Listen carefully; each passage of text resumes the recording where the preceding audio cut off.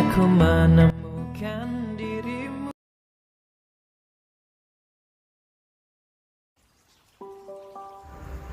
Hai netizen, pendengar dan pembaca dimanapun kalian berada, selamat malam. Ketemu lagi sama Mimin di channel Storytime.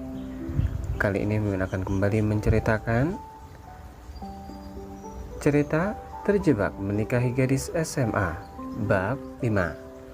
Untuk yang baru channel ini, jangan lupa dukungannya ya, dengan cara subscribe, like, komen, dan aktifkan lonceng notifikasinya agar kalian tahu setiap Mimin upload video terbaru. Baiklah, kita langsung ke ceritanya. Apa susahnya nyalain lampu sih? Ia mengerutu pelan, lalu beranjak menuju lantai atas. Sejenak ia melirik ke arah kamar Novi yang pintunya terbuka setengah. Lagi ngapain dia? Gumam Arga.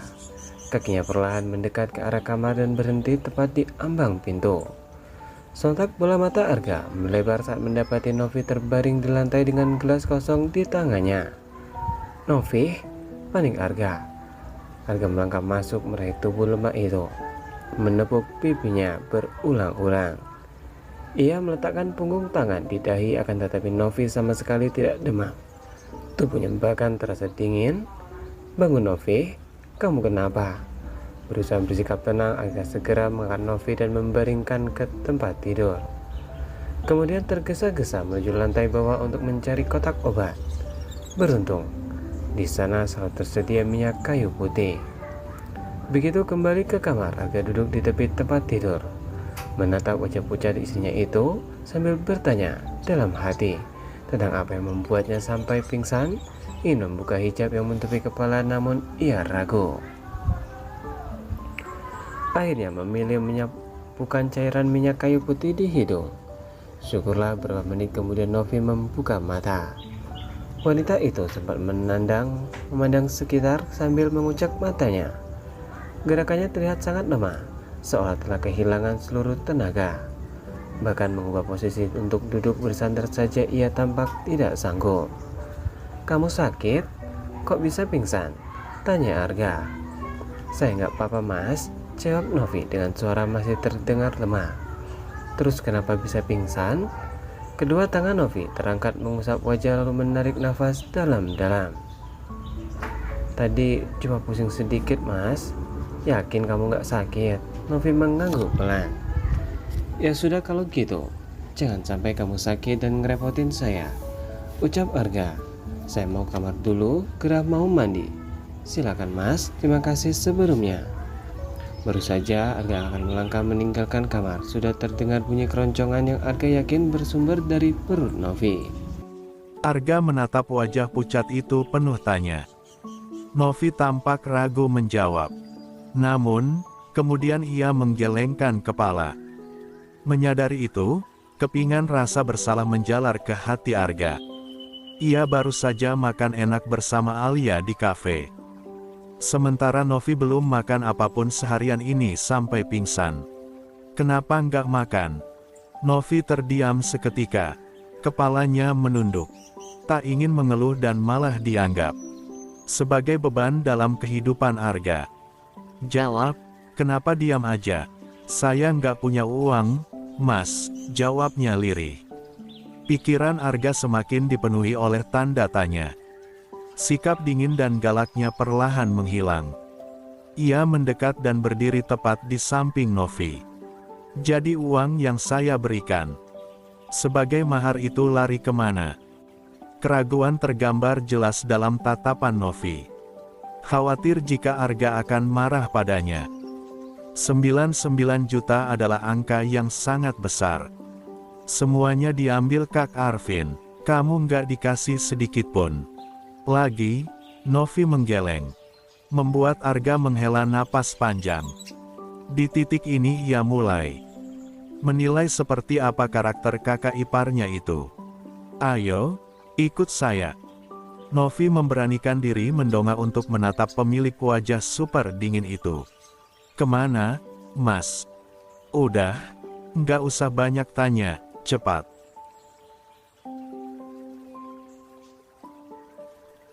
Mengumpulkan tenaga, Novi mencoba bangkit. berjalan di belakang Arga yang sudah melangkah lebih dulu. Pakai ini, Arga menyerahkan helm. Novi pun tak banyak bertanya. Ia mengikuti kemana Arga akan membawanya. Hingga akhirnya mereka tiba di sebuah taman di mana berjejer beberapa kedai makanan. "Kamu suka makan apa?" tanya Arga yang kini sudah duduk di salah satu kedai makanan sambil membaca menu. "Apa aja, Mas? Memang biasanya kamu suka makan apa?" Novi meraih buku menu dan membaca daftar menu satu persatu. Kedua alisnya saling bertaut dan kelopak matanya membulat di balik kacamata tebalnya. Penolakan Arga tadi pagi ketika ia meminta uang membuat seluruh kepercayaan dirinya luntur. Untuk sekedar memilih menu pun ia ragu.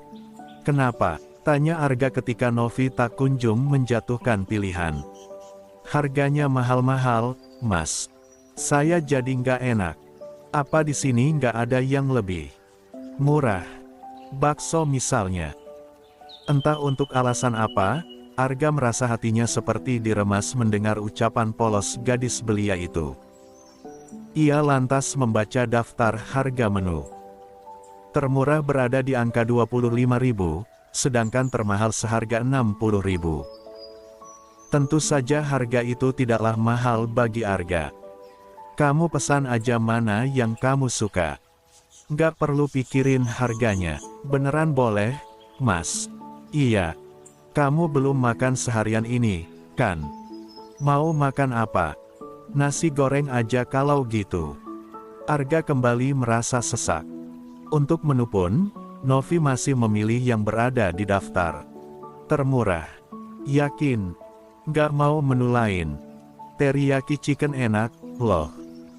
Mata Novi melirik pada menu yang disebutkan Arga.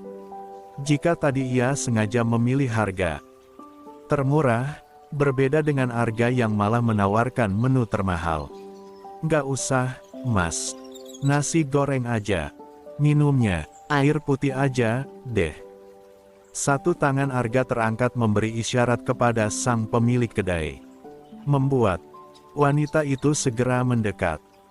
"Saya mau nasi goreng satu, sate taichan satu porsi, jus orange satu sama air mineral." Sang pemilik kedai mencatat satu persatu pesanan Arga. "Ada yang lain, Mas?" "Double espresso satu." "Baik, mohon ditunggu." Wanita pemilik kedai itu berlalu. Kurang dari 30 menit, ia sudah kembali dengan beberapa menu yang dipesan Arga. Novi sedikit terheran sebab Arga menggeser semua menu ke hadapannya. Sementara Arga sendiri hanya mengambil secangkir kopi. "Kenapa dikasih ke saya semua? Mas Arga nggak makan?" tanya Novi. Tidak tahu harus menjawab apa, Arga terdiam sejenak. Tidak mungkin ia memberitahu bahwa ia baru saja makan dengan Alia. Apa yang akan dipikirkan Novi nanti jika dirinya makan kenyang di luar dan meninggalkan istri yang kelaparan di rumah? "Saya lagi nggak selera. Kamu saja yang makan. Tapi ini kebanyakan, Mas. Makan aja semampu kamu. Gitu aja repot." Novi tak lagi bertanya. Suapan demi suapan mendarat ke mulut dengan sedikit tergesa-gesa efek seharian menahan lapar. Sesekali Arga mencuri pandang kepada istrinya yang sedang lahap. Lagi-lagi setiap suapan Novi menciptakan rasa seperti disayat pada hatinya. Kenapa rasanya sakit lihat dia makan seperti orang kelaparan? Arga berucap dalam hati. Namun, detik kemudian ia mencoba membuang jauh-jauh perasaan itu. "Oi, kamu sakit?" "Iya." "Muka kamu pucat dari tadi?" Arga bertanya setelah melihat wajah Novi yang pucat. Bahkan saat selesai makan ia masih tampak lemas. "Enggak, Mas. Cuma pusing sama mual sedikit. Mungkin masuk angin." Arga segera naik ke motor, diikuti Novi yang duduk di belakang. "Pegangan yang kuat. Saya nggak mau kamu jatuh di jalan. Tapi saya masih kuat, Mas. Udah, pegangan cepat." Arga meraih tangan kecil Novi dan melingkarkan ke pinggangnya. Sandar ke punggung saya. Iya, Novi merebahkan kepala pada punggung tegap laki-laki itu. Matanya terasa berat. Lampu-lampu kota yang menghiasi malam bahkan terlihat pudar dalam pandangannya. Di seberang jalan, sebuah mobil melaju dengan kecepatan sedang. Sang pengendara tampak memperhatikan beberapa kendaraan yang melintas di jalan. Al, itu bukannya Arga, ya? Sama siapa dia? Wanita itu menunjuk ke arah motor yang sedang berhenti di lampu merah. Alia yang berada di samping temannya itu sontak menatap ke arah yang ditunjuk. Benar saja, itu memang Arga. Alia dapat mengenali dari jenis motor dan juga helmnya. Namun, bukan itu yang menjadi pusat perhatian Alia, melainkan posisi Arga yang sedang berkendara dengan seorang gadis yang bersandar di punggungnya. Tanpa dapat dikendalikan, rasa cemburu menjalar meskipun ia tahu bahwa gadis yang bersama Arga adalah Novi. Iya, Vel. Itu memang Arga, ucap Alia. Kelopak mata Feli berkerut. Wah, jangan-jangan Arga selingkuh sama anak kecil. Bukanlah. Aku kenal sama perempuan yang ada di sana. Dia itu keponakannya Arga dari kampung yang sekarang tinggal sama Arga. Feli semakin terkejut mendengar ucapan Alia. Tinggal sama Arga. Artinya cuma berdua dong. Arga kan tinggal sendirian. Iya. Orang tuanya Novi sudah meninggal semua. Dia sendirian di kampung, makanya. ML. Ikut Arga. Kamu nggak takut, Al? Udah gede loh itu anak.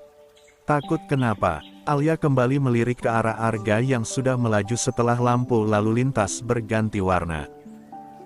Nggak takut Arga direbut sama anak kecil itu. Siapa namanya tadi? Novi, iya. Nggak mungkin lah, Vel. Novi itu masih anak-anak. Arga nggak mungkin mau sama dia. Alia mencoba meyakinkan hati bahwa Novi tidak akan menjadi duri dalam hubungannya dengan Arga.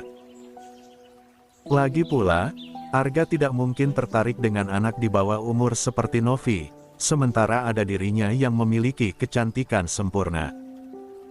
Motor sport yang dikemudikan Arga memasuki halaman rumah.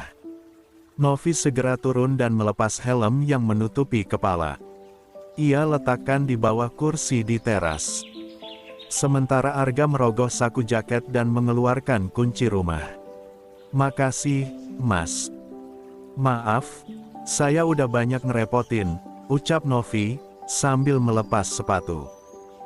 Gak apa-apa. Sana istirahat. Iya, Mas. Sekali lagi terima kasih. Novi beranjak menuju tangga dengan langkah lemah. Baru akan menapaki anak tangga pertama ia tiba-tiba merasakan sekeliling tampak berputar dalam pandangannya, disusul. Dengan kepala yang terasa nyeri luar biasa. Detik itu juga, Novi ambruk. Arga yang menyadari segera berlari meraih tubuh kecil sang istri. Ketika meletakkan punggung tangan ke dahi, ia merasakan suhu tubuh Novi yang sangat tinggi. Novi. Kenapa lagi kamu? Bisiknya sambil menepuk pipi. Berusaha untuk tidak panik, ia menggendong tubuh kecil itu menuju kamar dan membaringkannya di tempat tidur. Kemudian berusaha membangunkan dengan mengoles minyak kayu putih. Malam ini sudah 2 kali ia mendapati Novi pingsan. Demamnya tinggi banget lagi. Arga menarik selimut hingga batas pinggang. Cukup lama Arga menghabiskan waktu di kamar itu. Sekarang ia duduk di tepi tempat. Tidur sambil memandangi wajah pucat itu. Kemudian mengompres dengan handuk kecil. Ibu, ayah, Novi bergumam lirih. Ujung matanya melelehkan cairan bening. Sudah. Beberapa kali Arga mendengar Novi mengigau memanggil orang tuanya. Khawatir terjadi sesuatu yang buruk, Arga memilih tidur di kamar itu. Ia memilih berbaring di lantai dengan beralaskan karpet bul.